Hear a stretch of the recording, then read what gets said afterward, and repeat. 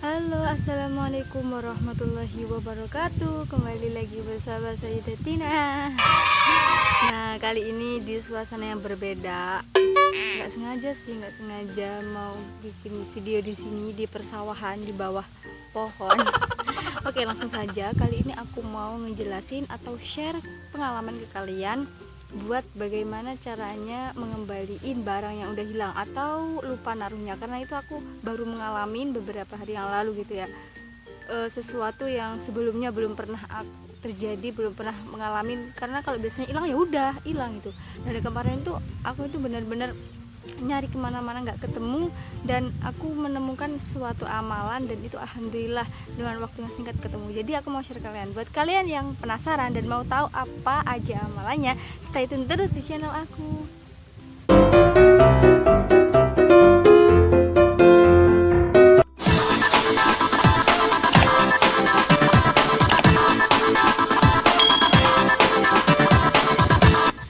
Nah, jadi gini, sebelumnya aku mau curhat tipis-tipis. Dan beberapa hari yang lalu itu pimpinan kepala sekolahan aku itu mintain aku buat fotoin KTP, dan selama di rumah aja aku tuh nggak pernah gunain KTP itu sama sekali. Buat apa coba gitu kan, biasanya kalau pergi-pergi kan butuh ya KTP, entah buat apa. Tapi waktu itu benar-benar aku nggak pernah yang namanya megang KTP dan nggak pernah butuhin KTP itu, karena memang nggak ada kepentingan, belum ada kepentingan. Nah, biasanya tuh aku nyimpen KTP itu pasti di tas kecil atau di dompet, pokoknya di barang kecil-kecil yang biasa aku bawa sehari-hari gitu. Dan waktu itu aku cari di semua tas aku, nggak banyak banget sih, pokoknya di tas-tas aku, di dompet, terus di jaket, itu nggak ada sama sekali. Aku sempat panik ya, ini udah penting, diburu-buru, dan barangnya itu nggak ada, gimana gitu. Besoknya nih, aku kan lagi buka almari aku, lumayan ya ada beberapa buku-buku, dan kebetulan waktu itu aku lagi nyari ide, nyari referensi buat proposal tesis gitu. Terus kebetulan karena jurusan aku itu jurusan yang memang agama gitu, terus aku menemukan salah satu buku tebal banget. Ini versi terjemahan karena memang aslinya itu bahasa Arab. Judulnya tuh Kitab Mujarobat gitu. Nah, maaf aku memang nggak bawa bukunya, mungkin covernya kira-kira kayak gini, dari penerbit Turos gitu, Pustaka. Nah, itu di situ ada beberapa amalan buat menyembuhkan penyakit, terus manfaat-manfaat surat Al-Qur'an dalam kehidupan, dalam penyembuhan, terus tolak balak dan sejenisnya. Dan waktu aku baca daftar isinya keseluruhan, aku menemukan itu tadi amalan buat mengembalikan barang yang hilang, barang yang dicuri dan sejenisnya. Langsung tuh aku kepo kan gitu. Sebelumnya nggak pernah buka sih, nggak pernah buka keseluruhan, cuman waktu itu aku emang beli, aku niatin mungkin besok kali aja ada yang aku butuhin gitu kan. Udah aku cuman baca sekilas, dan waktu itu aku lagi ngamatin dan aku menemukan amalan itu. Nah, mungkin ada yang tanya sih, lah gimana dong sanatnya, murni enggak? Tenang, di situ sudah ada referensinya bahwa amalan-amalan yang di situ itu murni dari para ulama dan para nabi terdahulu. Jadi beliau para nabi dan para ulama itu juga mengamalkan amalan itu gitu. Jadi aman, amalannya itu dari ayat Al-Qur'an kok gitu, dan doa-doa tambahan. Jadi kalian tenang aja. Dan itu emang benar sih, aku merasakan manfaatnya alhamdulillah. Baru satu yang aku amalin, yaitu tadi karena aku lagi butuh buat mengembalikan KTP aku yang hilang. Nah, ini tuh amalannya ada dua cara gitu. Cara yang pertama itu kalian membaca ya hafiz, ya hafiz, ya hafiz sebanyak 119 kali. Setelah membaca ya hafiz sebanyak 119 kali, kalian membaca ayat ini nih. Ini Quran surat Luqman ayat ke-12. Bismillahirrahmanirrahim. Innaha taku mithqala habbatin min khardalin fatakun fi sakhratin aw fis samawati aw fil ardi ya'ti bihallah innallaha latifun khabir. Nah, baca ayat itu sebanyak 119 kali. Mohon maaf kalau memang bacaannya kurang bagus karena aku bukan qorik atau bukan orang yang pintar bernada-nada, karena suara aku pas-pasan.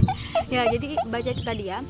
Quran surat Luqman ayat ke-12 sebanyak 19 kali, sesudah membaca ya hafid sebanyak 119 kali. Nah, bentuk amalan yang kedua, ini kalian bisa sholat 2 rakaat.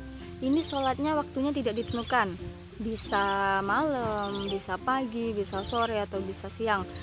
Kalau waktu itu aku ngerjainnya setelah sholat duha gitu kan, sekalian habis sholat duha langsung sholat 2 rakaat. Aku niatin buat minta petunjuk untuk mencari barang yang hilang itu, atau minta petunjuk bagaimana di mana aku naruh tempat itu, kayak gitu, minta petunjuk kepada Allah. Niatnya juga terserah kalian pakai bahasa apa aja, sebisa kalian gitu. Terus setelah sholat 2 rakaat itu kalian doanya kayak gini, Allahumma rabbad dallati wa hadiyad dallati rudda alayya dallati biqudratika wa sultanika fa innaha min fadlika wa ataika. Jadi doa seperti itu setelah sholat 2 rakaat. Ini nggak ada kayak melaksanakan berapa kali dan berapa kali seperti membaca ya hafid sama ayat Al-Quran tadi. Nah, sesuai dengan pengalamannya aku kemarin, aku tuh ngamalin yang mana sih? Nah, yang pertama aku ngamalin yang paling mudah. Ya memang keduanya mudah, cuman itu aku lagi nyari yang cepat, maksudnya itu nggak terlalu banyak banyak yang harus dibaca gitu ya. Awas sebelum nggak boleh, jangan tiru aku. Jadi aku itu waktu itu ngamalin yang kedua, yaitu sholat 2 rakaat dan membaca doa itu tadi setelah sholat duha. Nah, karena aku masih belum puas gitu dengan mengamalkan satu itu tadi, ya nggak mungkin ya aku habis ngamalin itu tadi terus aku itu mikir, oh mana sih kok nggak ada efeknya, kok barang aku nggak ketemu. Ya baru sekali ngamalin aku udah berharap kayak gitu kan, nggak mungkin banget gitu. Jadi malamnya itu aku ngamalin yang kedua, yaitu aku membaca ya hafiz sebanyak 119 kali. Baru membaca itu, lalu aku membaca yang ayat Al-Quran itu tadi, innaha ilahirihi. Aku membaca belum sampai 119 karena aku tinggal kemana-mana gitu ya, bacanya nggak duduk setelah sholat gitu, enggak. Aku membacanya sambil ngapa-ngapain, dan aku juga nggak bawa tasbih yang gini-gini, nggak tahu, aku lupa naruhnya di mana. Sebelum lupa ya, jangan ditiru. Aku lupa naruhnya di mana, jadi aku tinggal membaca aja gitu tanpa menghitung. Dan kalau aku lupa ya udah lupa gitu, nggak ngelanjutin bacaan itu tadi gitu. Kalau aku lupa nggak ngelanjutin bacanya, jadi diperkirakan aku membaca yang ayat Al-Quran tadi itu nggak sampai selesai, maksudnya nggak sampai 119 kali, wallahu a'lam. Aku bener-bener lupa, entah aku ketiduran atau bagaimana. Nah, dan alhamdulillahnya ini tuh memang petunjuk banget dari Allah Subhanahu wa ta'ala. Sebenarnya ini bukan ceramah ya, cuman bagi share pengalaman aja. Waktu itu besoknya di waktu siang hari juga, tiba-tiba aku itu kepikiran gitu buat bongkar pojokan buku aku, padahal almari buku-buku aku itu ya lumayan rapi karena baru aja ditata gitu kan. Nah, terus di pojokan-pojokan itu ada kayak lembaran-lembaran catatan kecil-kecil aku kayak itu kan. Dan aku menemukan KTP aku di situ, guys. Alhamdulillah banget ya Allah, aku bersyukur banget. Kayak hatiku itu langsung dek gitu waktu ketemu, ya Allah ini benar-benar petunjuk darimu gitu. KTP aku ketemu di dompet aku, dompet lama, dompet sekotak gini yang biasanya aku isi uang receh-receh aja kayak gitu. Dompetnya udah kotor, udah bulek, dan aku nggak kepikiran buang dompet itu sama sekali. Waktu aku buka KTP aku ternyata di situ. Aku lupa banget aku naruhnya terakhir kapan, dan aku lupa banget kok bisa dompet itu ada di situ. Aku juga benar-benar nggak inget. Alhamdulillah banget. Dan waktu itu aku cerita ke ibu kan, aku kan sempat mau, ya Allah gimana nih, masa aku harus ngurus KTP sih, ini kan penting banget buat daftar kuliah, buat gak jadi deh. Nah kayak gitu, akhirnya ya udah deh, aku pasrah dan aku ngamalin itu tadi. Terus aku cerita kalau KTP aku udah ketemu. Terus biasa kan aku takut tuh kalau dimarahin teledor atau gimana, ya memang sih sempet teledor, orangnya pelupa juga tapi nggak hati-hati gitu. Terus waktu aku bilang ke Umi, aku tadi dapat petunjuk kayak gini Mi, terus aku ngamalin kayak gini, terus alhamdulillah katanya ibu aku, ya Allah aku merinding gitu. Kenapa? Ya itu tadi dengar ceritamu, ya alhamdulillah itu memang semuanya keajaiban dari Allah gitu. Jadi nggak ada yang mustahil gitu loh bagi Allah buat ngasih petunjuk ke kalian semua lewat apapun caranya. Jadi kalian ya wajar berdoa minta, tapi kan harus ada usahanya. Diiringi usaha itu, usaha mencari, usaha meraih, dan termasuk juga mengamalkan amalan-amalan yang kita tahu.